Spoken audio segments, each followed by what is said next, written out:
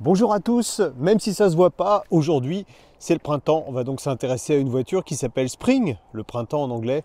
Une Dacia phénomène comme la plupart des Dacia d'ailleurs, puisque elle a beaucoup de particularités. Tout d'abord c'est le véhicule, on recommence par parler prix, c'est le véhicule électrique le moins cher du marché, puisque quand vous retirez le bonus, alors le bonus écologique c'est 7 000 €, mais c'est surtout 27% du prix du véhicule, et bien ça nous ramène cette voiture à 12 403 €. Vous avez bien entendu, 12 403 €, c'est 3 300 € de moins qu'une Twingo électrique. Et on va faire un petit parallèle, tiens. Souvenez-vous, c'était en 2013, Renault sortait la Zoé. Eh bien la Zoé, à l'époque, elle coûtait, en incluant la batterie, puisqu'on ne pouvait faire que louer la batterie. Aujourd'hui, cette Dacia, elle est vendue avec sa batterie à 12 403 €. À l'époque, une Zoé, si on incluait le tarif de la batterie, coûtait pas loin de 25 000 €. On est plus de 2 fois moins cher qu'à l'époque. On va s'intéresser au look de la voiture. Plutôt joli, un SUV, le seul de sa catégorie, puisqu'il n'y a pas d'autres SUV compact électrique. Compact, 3,73 m de long, c'est plutôt pas mal. Et vous le voyez, une petite voiture avec un grand coffre, 290 litres. Étant donné la compacité de la voiture, on peut considérer que c'est plutôt généreux. Bon, là c'est certes encombré par le câble qui est en option d'ailleurs, hein. Ce câble, je vous expliquerai tout à l'heure quelles sont les allures de charge possibles avec la voiture. Bon, pas de miracle, hein. La voiture fait 1,77 m de large. Donc à l'arrière, il n'y a que 2 places, mais vous le voyez, 2 places tout de même suffisantes avec une garde au toit qui est assez importante et puis des dossiers de siège qui sont certes un peu droits, mais on n'est pas mal assis à l'arrière.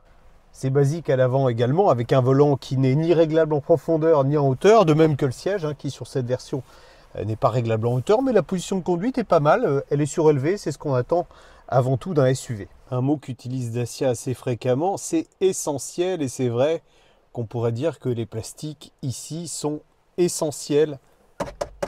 Ça gratte un peu quand on fait ça, mais sinon vous le voyez, la présentation est plutôt agréable, avec, alors ça n'existe pas sur le modèle de base, mais sur la finition supérieure, on va dire ça comme ça, vous avez un écran tactile avec déjà un équipement qui est assez quand même conséquent, puisque vous avez la navigation, vous avez une climatisation manuelle, les réglages sont d'ailleurs là, voilà.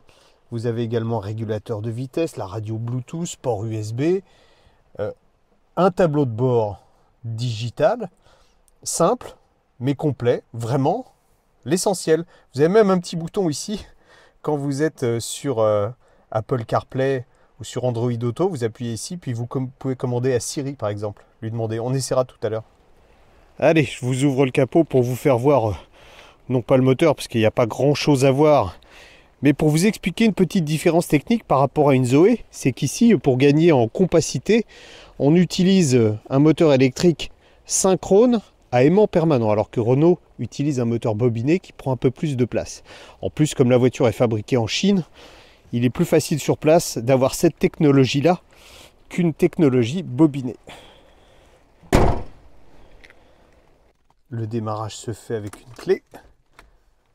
Et pour passer les vitesses, un petit bouton rotatif, j'allais dire comme sur un Land Rover. Bon, pas tout à fait. Alors, première impression, eh bien tout d'abord, vous entendez, on roule tout doucement et on arrive à entendre le son qui est émis. Bon, ça c'est la dame du GPS, mais on arrive à entendre le son qui est émis par la voiture pour prévenir les piétons. C'est signe que l'insonorisation est à mon avis un petit peu légère. Bon, sinon, il n'y a pas de vitesse à passer, la direction est toute légère, ça se conduit comme l'auto-tamponneuse de votre enfance. Et ça accélère plutôt bien, du moins de 0 à 50 km/h, avec un moteur qui est assez vif grâce au couple qui est instantanément disponible au démarrage, 135 Nm, c'est pas mal.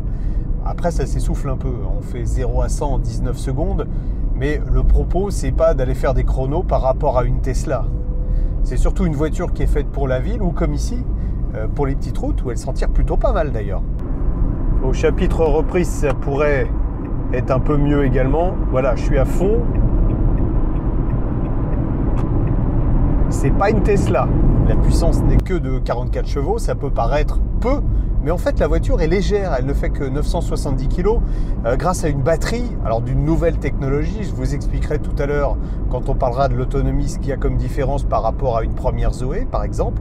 Et cette puissance déjà assez faible, 44 chevaux, vous pouvez encore la réduire en appuyant sur ce bouton là, Eco, qui vous permettra de gagner, allez, on va dire 10% d'autonomie en réduisant la puissance de 10 chevaux.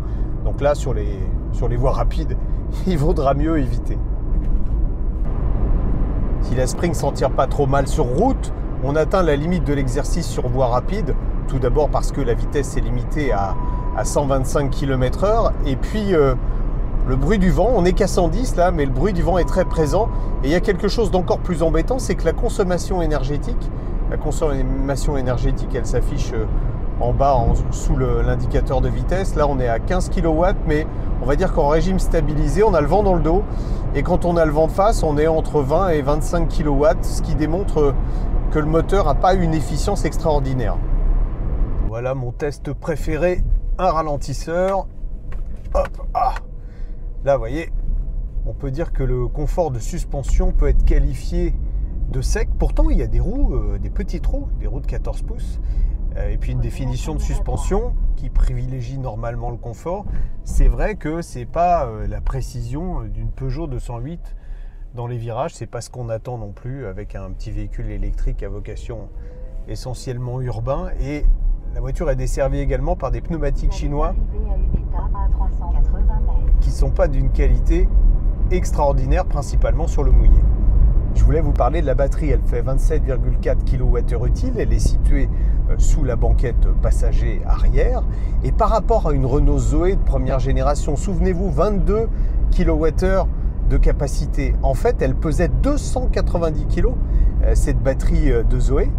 Et la nouvelle, enfin celle de cette Dacia Spring, ne pèse que 200 kg. Pourquoi ? Parce que la technologie est différente.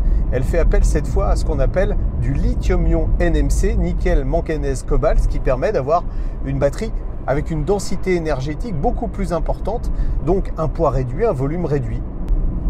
Là où le low cost se fait sans doute le plus sentir, c'est en matière d'autonomie. Je m'explique. On a une voiture qui est légère, on a une voiture qui est vraiment pas puissante, on a une batterie qui est quand même conséquente, 27,4 kWh, et au final, en roulant vraiment pépère, on a à peine couvert 200 km. On a même une consommation affichée de 15,8 kWh. Ça veut dire quoi ? Ça veut simplement dire... Merci, ça veut simplement dire que l'électronique de contrôle et le moteur sont sans doute pas au top de ce qu'on peut trouver, et c'est normal quand il faut serrer un prix comme celui-là.